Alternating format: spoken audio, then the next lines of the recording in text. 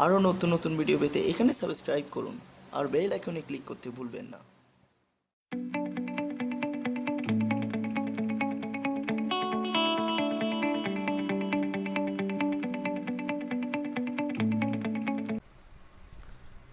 Hi guys, hello সবাই, কেমন আছেন? আমরা আজকে নতুন একটা ট্রিক্স শিখবো। It's a simple tricks.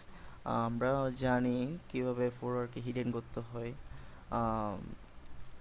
So আমরা আজকে নতুন একটা কাজ শিখবো। এই কাজটা হলো, আমরা একটা ফোল্ডারের যে নামটা আছে ওই নামটা কীভাবে হিডেন করা যায় ওইটাই আমরা শিখবো। It's a simple tricks.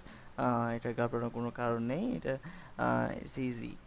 So আমরা এটা করার জন্য আমাদের করতে হবে, সো আমরা আমরা আমি আপনারা হয়তো বুঝতেও সমস্যা হতে পারে, যেমন ফোল্ডারের নামকে কীভাবে হিডেন করা যায়, দ্যাট মিনস নেমকে কীভাবে হিডেন করা যায়।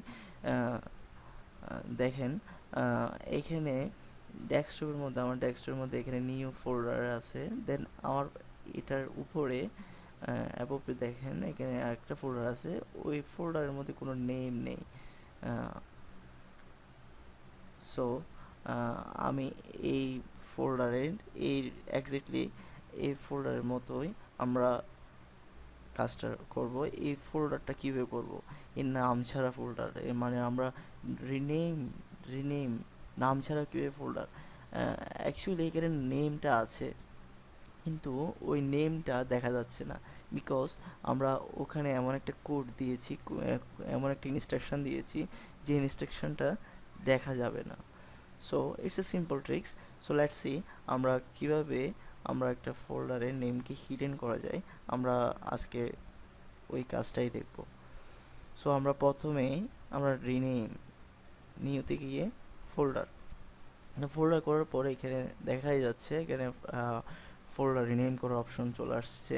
এখন আসার পর আমাদের প্রথমে করতে হবে, আচ্ছা আমরা প্রথমে বলে দিই এটা করার জন্য আপনাদের কী কী কম্পোনেন্ট, দ্যাট মিনস এখানে একটা কম্পোনেন্ট লাগার কথা। যেমন আপনি যদি ল্যাপটপ ইউজ করেন, ওই ল্যাপটপের মধ্যে আপনার উপরে যে নিউমেরিক কিগুলো আছে, যেহেতু এটা একটা ইনস্ট্রাকশন, এটা একটা coding instruction, just simple numeric code instruction.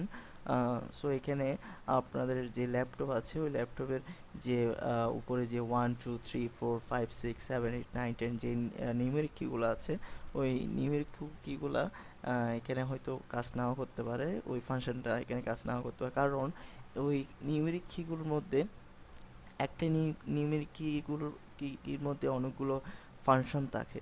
যেমন 5-এর মধ্যে পার্সেন্ট আছে, 4-এর মধ্যে ডলার আছে, 3-এর মধ্যে প্রিডিফাইন্ড, দ্যাট মিনস হ্যাশিং আছে। সো দ্যাটস ওয়াই এই কিগুলা ভালো করে কাজ নাও করতে পারে। সো আমরা এটা করার জন্য আমাদের করতে হবে একটা এক্সটার্নাল কিবোর্ড, যেটা আমরা ডেস্কটপে ইউজ করে থাকি। এটা আমরা ল্যাপটপে যারা কিবোর্ড কোনো কিছু টাইপ করতে সচরাচর পছন্দ করেন না, যেটা এক্সটার্নাল কিবোর্ড ইউজ করেন তাদের জন্য বলছি।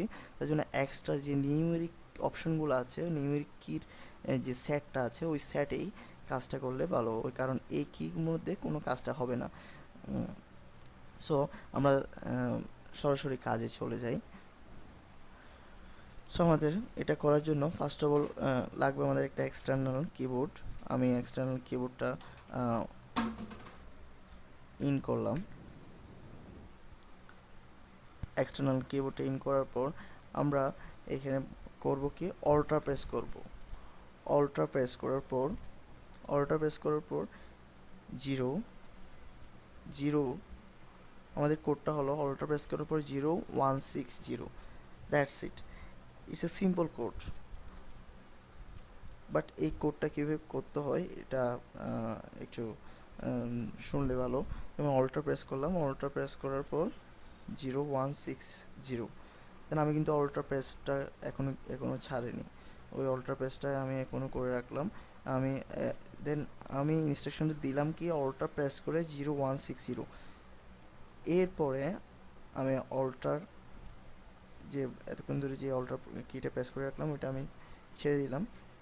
ছেড়ে দেওয়ার সাথে সাথে দেখেন এখানে কোনো নামই শো করবে না, কারণ আমি যে কোডটা দিয়েছি ওই কোডটা হচ্ছে হিডেন,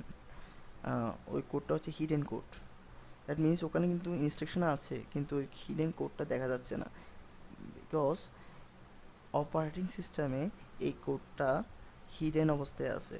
সো আমি ইনস্ট্রাকশনটা যদি দিই, অপারেটিং সিস্টেম আমাদের যে উইন্ডোজটা আছে ওই উইন্ডোজের মধ্যে যে কোর ফাইলগুলো আছে ওই কোর ফাইলগুলোর মধ্যে এই ইনস্ট্রাকশনটা হচ্ছে হিডেনের একটা ইনস্ট্রাকশন। সো এই ইনস্ট্রাকশন যদি আমি দিই তাহলে আমার ওই যে কোনো নেমে যদি দিই, যে কোনো ফোল্ডার অথবা যে কোনো ফাইলে যদি দিই, ওই নেমটা ওই কোডটা হিডেন অবস্থায় চলে যাবে। So that's why is doesn't work. So আমরা চলে যাই, এই অবস্থায় আমি এন্টার দিব। এন্টার এন্টার দেওয়ার পর এটা এক্সিকিউশন হবে। এক্সিকিউশন হওয়ার পর এখানে একটা আচ্ছা, এটা কেন আসতেছে, কারণ আমার এরকম আরেকটা অলরেডি আছে। দ্যাট মিন্স এখানে অলরেডি আগের অবস্থায় একটা কি আছে, আগের অবস্থায় একটা ফোল্ডার আছে, আগের এরকম ছিল একটা, যেহেতু সেই জন্য এই মেসেজটা আসছে। এখানে বলছে this destination already contains a folder named. Okay, আমরা ইয়েস দিলাম। ইয়েস দেওয়ার সাথে সাথে ওই ফোল্ডারটা ওইটার উপর রিপ্লেস করলো।